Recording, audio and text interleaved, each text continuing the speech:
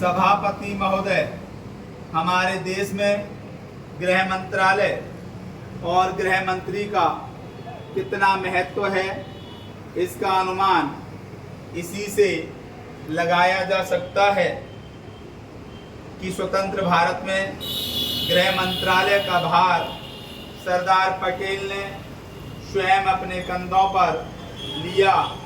सरदार पटेल का साहस, उनका उत्साह और उनकी बुद्धि तीनों ही हमारे गृह मंत्रालय के लिए आदर्श का काम कर सकती है।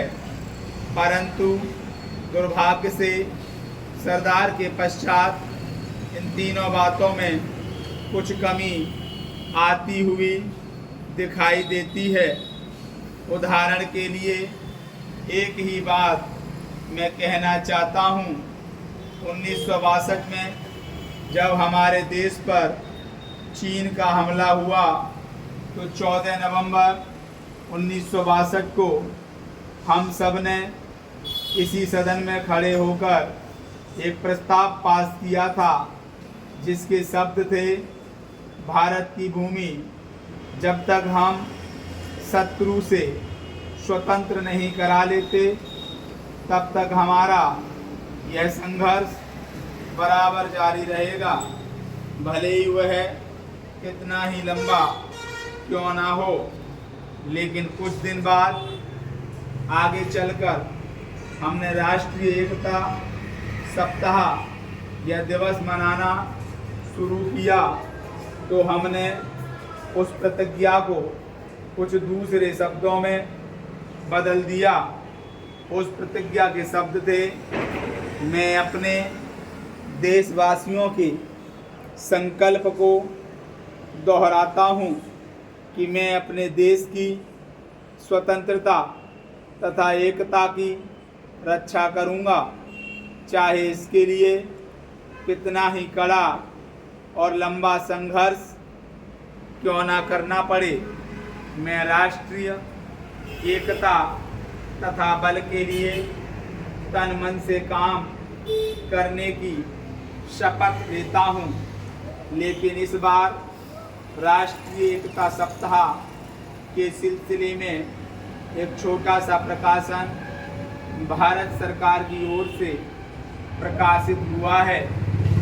इस प्रकाशन में स्वयं इन्होंने लिखा कि 1962 में चीन द्वारा आक्रमण के बाद शपथ की भाषा में थोड़ा परिवर्तन कर दिया गया है और जो शब्द बदल दिए गए हैं उनको भी मैं सदन की जानकारी के लिए सुनाना चाहता हूं।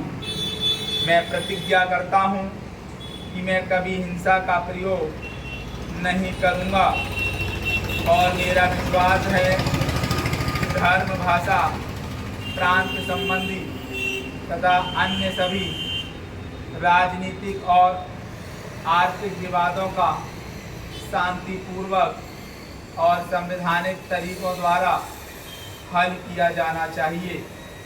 अब मैं आपके माध्यम से जानना चाहता हूं कि 1962 में संसद ने जो निर्णय किया था, क्या भारत सरकार अपने उस निर्णय से हट रही है?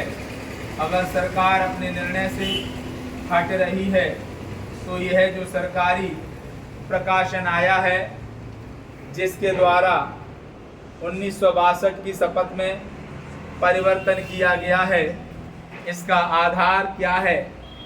सभापति महोदय, हम यह समझें कि किसी तरह का चीन का दबाव इस सरकार पर पड़ रहा है, जिसने सरकार के सोचने के ढंग में परिवर्तन कर दिया है। मैं गृह मंत्री से विशेष रूप से यह कहना चाहता हूँ कि सरदार पटेल जिस जगह पर बैठे थे, आज आप उसी जगह पर बैठे हुए हैं और राष्ट्र की आंतरिक सुरक्षा का भार आपके कंधों पर है। इस प्रकार के प्रकाशन सरकार की दुर्बलता के सूचक हैं। दूसरी बात में सांप्रदायिक दंगों के संबंध में कहना चाहता हूँ। इन सांप्रदायिक दंगों से निश्चय ही हमारे देश की जो आंतरिक स्थिति है वह बिगड़ती जा रही है। दुनिया के दूसरे देशों में हमारा देश बदनाम हो रहा है। सबसे पहले मैं गृह मंत्री महोदय से कहना चाहता हूँ कि अब जितने सांप्रदायिक दंगे हमारे देश में स्वतंत्रता के बाद हुए, गृह मंत्रालय इस बात की जानकारी ले कि इनका प्रारंभ कहाँ से होता है और कौन उनको प्रारंभ करता है। अगर इस देश का बहुमत उनको प्रारंभ करता है तब तो मेरा कहना यह है कि बड़ी कड़ाई के साथ उन पर काबू किया जाना चाहिए। लेकिन अगर दूसरे लोगों की तरफ से प्रारंभ होता तो मैं समझता हूँ कि उनके अंदर इतनी हिम्मत नहीं है, जब वे जानते हैं कि इसका परिणाम यह होगा कि हमको और हमारे दूसरे सहयोगियों को चोट लग सकती है, फिर भी वे इसका प्रारंभ करें। तो मुझे ऐसा लगता है कि कोई तीसरी शक्ति अवश्य है जो आज भी 5 दशकों के पश्चात हमारे सामाजिक जीवन की दुखी बनाना चाहती है। उदाहरण के लिए मैं एक ही बात कहना चाहता हूँ। पहले गृह मंत्रालय जब अपनी वार्षिक रिपोर्ट प्रकाशित करता था तब उसमें बतलाया जाता था कि हमारे देश में दुनिया के किस किस देश के कितने नागरिक रह रहे हैं। लेकिन अब शायद जानबूझकर गृह मंत्रालय ने अपनी कमी को छिपाने के लिए इन आंकड़ों को देना बंद कर दिया है। लेकिन फिर भी प्रश्नों के उत्तर में कभी कभी कुछ इस प्रकार के आंकड़े सामने आ जाते हैं।